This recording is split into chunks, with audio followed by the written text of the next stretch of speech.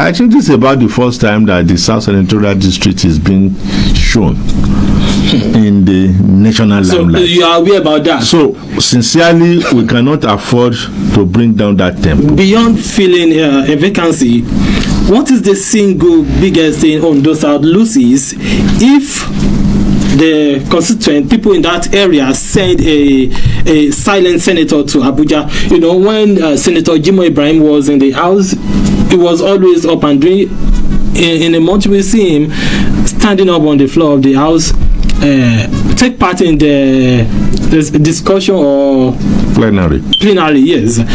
Compared to some senators, we normally see some sleeping in the House, some chewing gum. But what is going to be what is the South on the South going to lose if they send a silent lawmaker to the Senate, or what are they going to gain if they have a vibrant lawmaker like Senator Jimoh Ibrahim? Certainly, you are talking about Senator Jimoh Ibrahim, who has done very well at the Senate. No doubt about him. He has moved a very good number of bills. And he has had some great motions that have been incorporated into their Red Book. And I think this is about the first time that the South Senatorial District is being shown in the national limelight. So you are aware about that? So sincerely, we cannot afford to bring down that tempo. And for you to have to sit in that, to take that seat, you must be well guided. You must be a person who has this national outlook.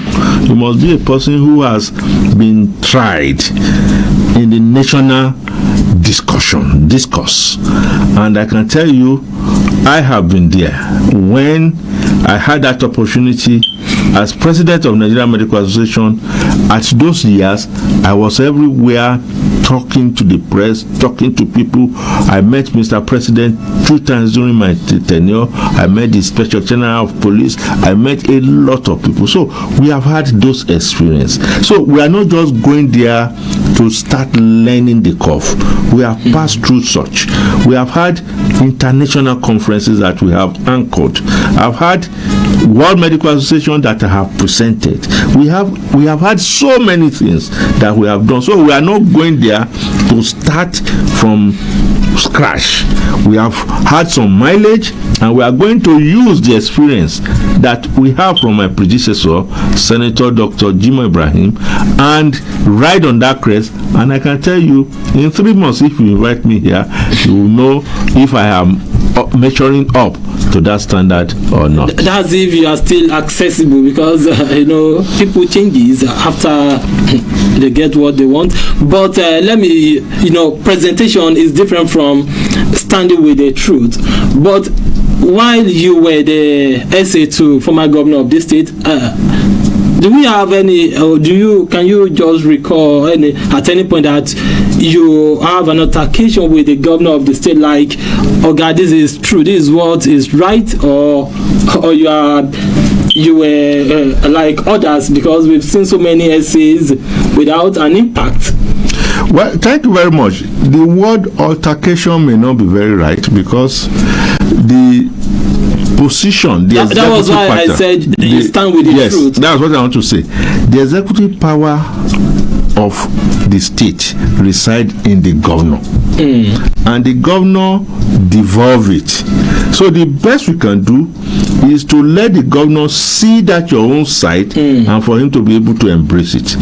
The best way I could have said is, have I changed the direction of the governor based on some persuasion or on my conviction? The answer is yes.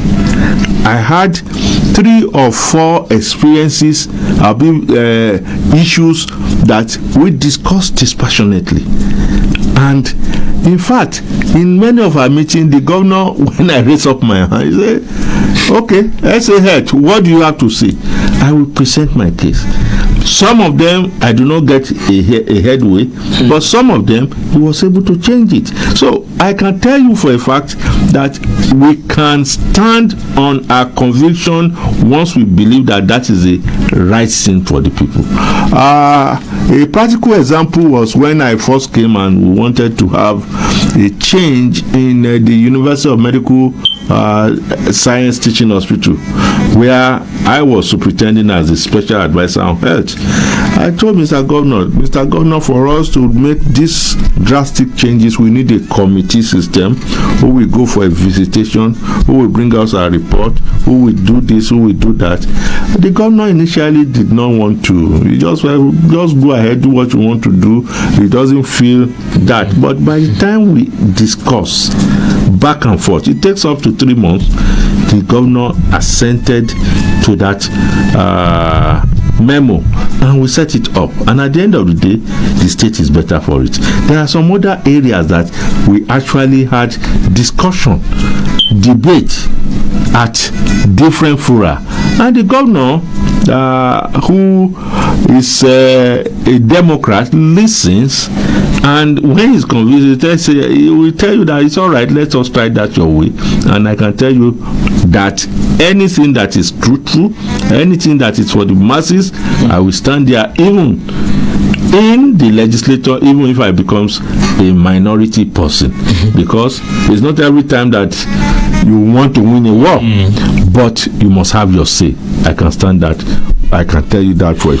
But if you look at our legislative today, a lot of people, a lot of Nigerians, they are fought in this National Assembly, but even State House of Assembly, National Assembly, tagging them with so many names. But even at that, we still have some vibrant lawmakers like Senator Adams Oshiomhole, Senator Smart Adeyemi from Kogi State, Natasha Poti, and Aliu Ndume is one of them. Vibrant, but peradventure, if you win that election, are you going to support the vibrant one or the one that belongs to I support the motion? Well, I think there are two things that we need to agree on. As an opposition, you must do your work as opposition, even when you feel that what you are doing, what the government is doing is not right. It's right. You want to still look at some one or two flaw and try to oppose it.